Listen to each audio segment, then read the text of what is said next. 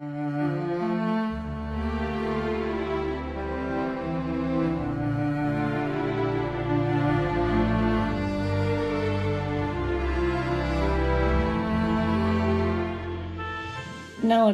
gratefully, we have a lot of conveniences, like you can have a rice cooker. Yeah. You just put the rice in there, wash the rice and put water in there, and then it cooks by itself. Yeah, that's right. Yes, very convenient.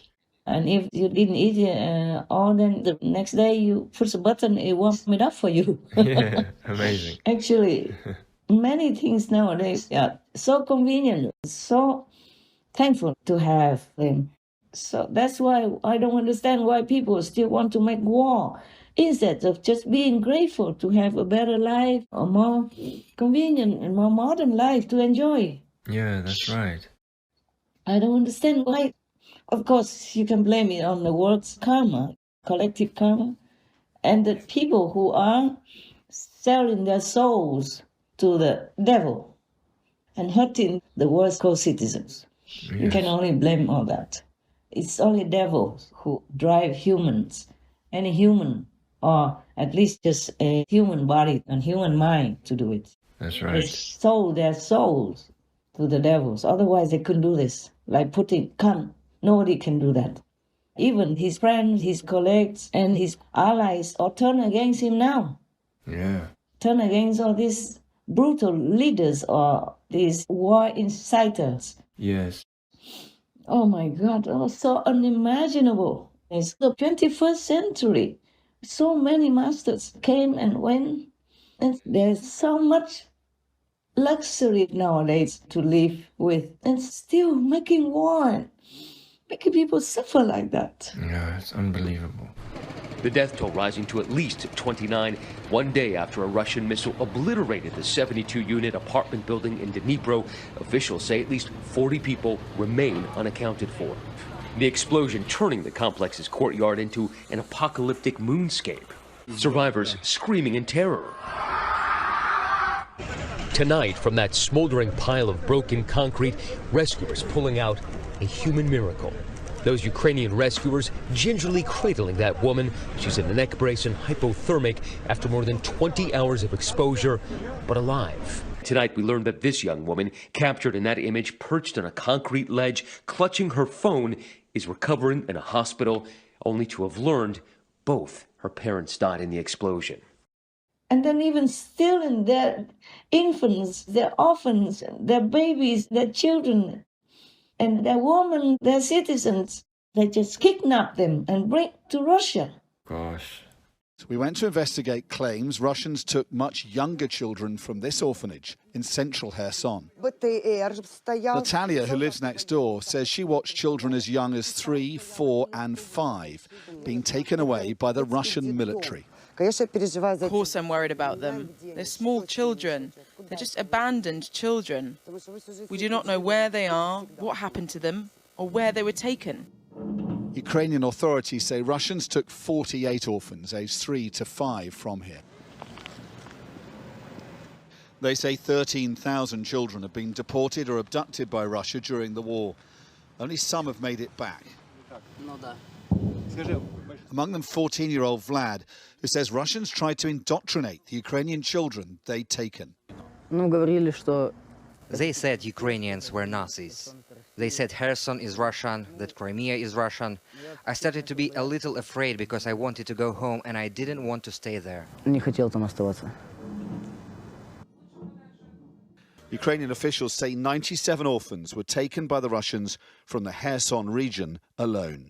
Why didn't he just bring those so-called pro-Russians with him? Bring him there, give them a piece of land somewhere, make them a king or separatist president or whatever, who cares? Russia is big. Yes. Why put the pro-Russians in Ukraine and make it a separate country out of their own country?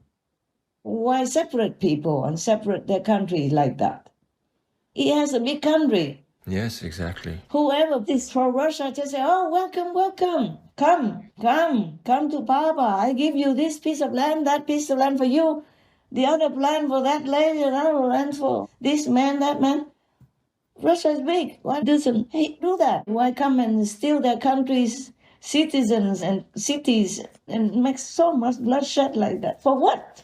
Nothing. If Putin's going to live forever, maybe you can say, oh, yeah, why not? But nobody lives forever. Why in such a short life? Why don't you just enjoy what you have? Yes, exactly. Go out, traveling, go see other presidents, go see other countries, beautiful places, and enjoy your money, your luxury.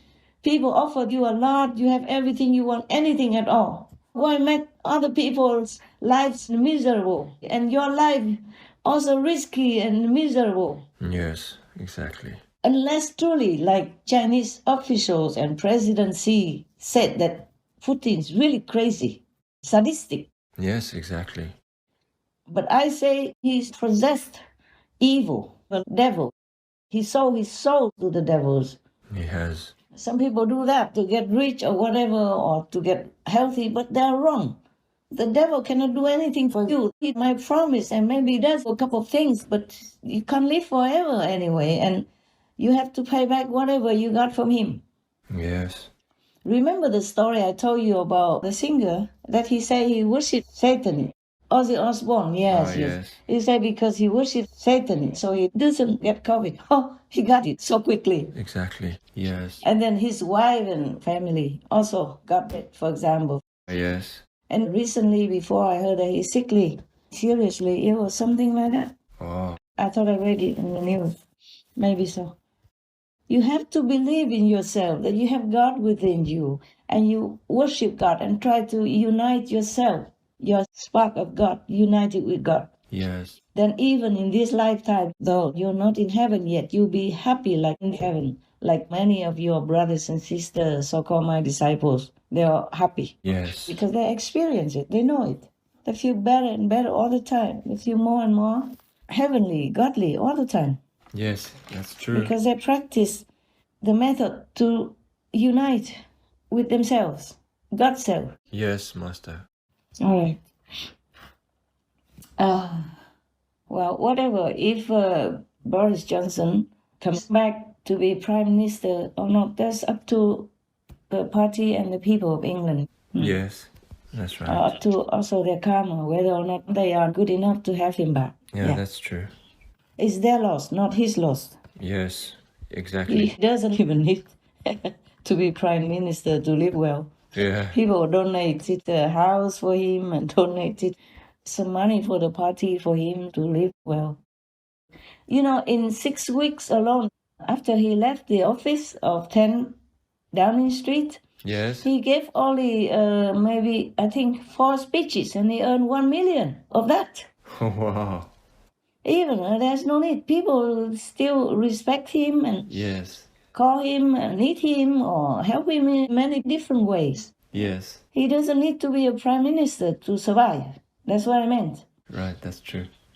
A petition launched by the website Conservative Post to return Boris Johnson to number 10 has received 10,000 signatures. Yep, and some of Liz Truss's MPs, including the former Culture Secretary Nadine Dorries, say that they really, really, really would like him to come back. Well, joining us now to discuss this is former Tory MEP David Campbell-Bannerman, who thinks that Boris is the only credible alternative. Boris delivered Brexit. He's very popular still amongst members. 2/3 of members would have him back. And all the polls show that the public still like Boris. I think he's a great asset to the party. There is still an enormous amount of support for him. He won a fantastic, an 80-seat majority, the largest since 1987. He went to the public. No one else has gone to the public. Do you even know if Boris wants to come back? I mean, everything that we hear, sort of, behind the scenes is he wants to stay in America.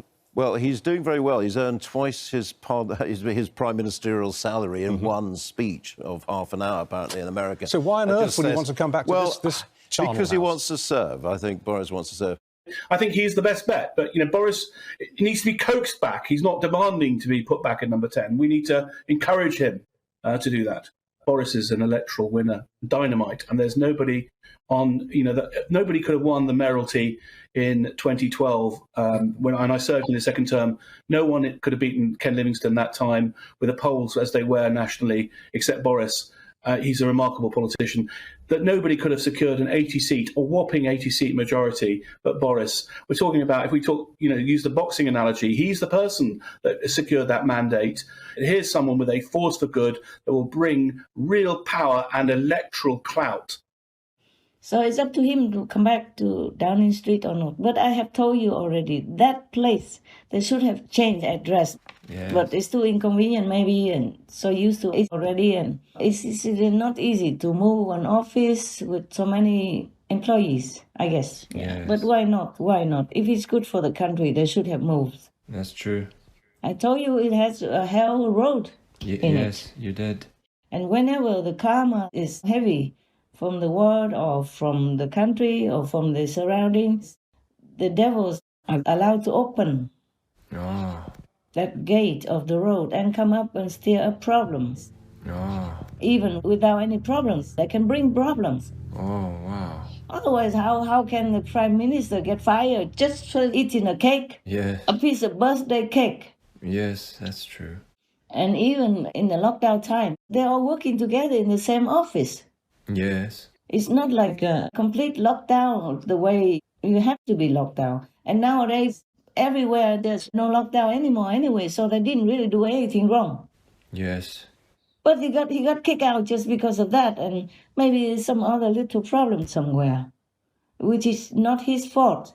Yeah, that's right. It's nobody's fault. Yes, Master. Life sometimes has some little mistakes here and there and some, unfit situations. But it doesn't harm anybody. It's not killing anyone. Yes, exactly. It's not bribery or corruption. Nothing like that. Yes. Just some little petty things. So if you don't believe me that Downing Street has, a hell road, now you should believe it. Yes. Yeah, that's right.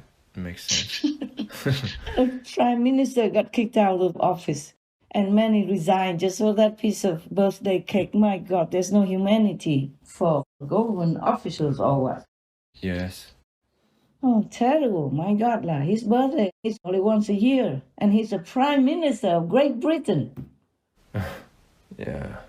What kind of freedom does the country uphold? Yes, true.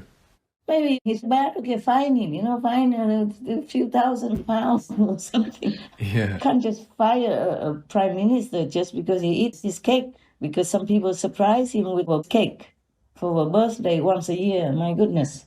Yeah. It's ridiculous anyway. It is. Absolutely. Nobody can believe that. They make many other excuses, like one of his employees is maybe gay and touch somebody else or something. Oh, my God, you are an adult, man. The Prime Minister is not your babysitter. No. You could tell that guy off yourself. Yes, you can. Say, hey, don't touch my butt. Hands off. Yeah. Hands off. You wear it off. You wear off my butt. Get lost, man. What is the use? What's the point of firing a Prime Minister? Even just because of part of that. Yes, exactly. He didn't touch you. He didn't even see it. Yeah. Whatever crime has to have evidence in order to charge it in the court, true. right? Yes. And you all know, you big people. You can even tell that person off, or if you are so angry, just slap his wrist. Whatever hand touch you, you just slap it, nah? Yes. My God, Oh, man. It's not like they're 5 or 2 years old in kindergarten or something. That's right. It's such a little thing and they make it into a big deal like that, yeah? Yes. But I told you guys already, I was grabbed. My butt was grabbed at the airport. She said she knew me. Oh, gosh. And she talked to me, and then when I say goodbye, I turn around, she grabbed my butt. Oh, God. But would I fire that person? I could not. I don't even know who she is. She said she knew me, and she told me. Of course, I believed her because she called my name. I turned around, she grabbed my butt. Oh, my goodness. Yeah, but what was I to do? Yes, exactly. Print a newspaper? Or find out where she is and find her? Sue her? What? Yeah. My God, I was speechless. I was so astounded. I didn't know what to say. Yeah, I can imagine. Wow. I just looked back at her, and then I walked for some moments and then I walk away. Yeah. Wow. I can't believe it. The person did that to me, knowing who I am already. Oh, goodness. Wow. Call me Supreme Master, this and that, and then she really grabbed, not touched. Oh, my goodness. Told you already. Yes. But she's not the only one. I encountered quite some number like that because I'm just innocent. I'm just helpless and vulnerable and open to trouble sometimes. But these are just small things. I had bigger troubles many times. People have accused me of many things, like I don't pay tax. My company pays tax. I didn't have a company till just a few years ago. Others took care of those aspects. How would I pay tax? Right. For example, at those times, we didn't even have any company or anything to pay what tax. Even if I don't pay tax, all my money is going everywhere in the world anyway. Why don't they go and chase the money back for them? Yes, exactly.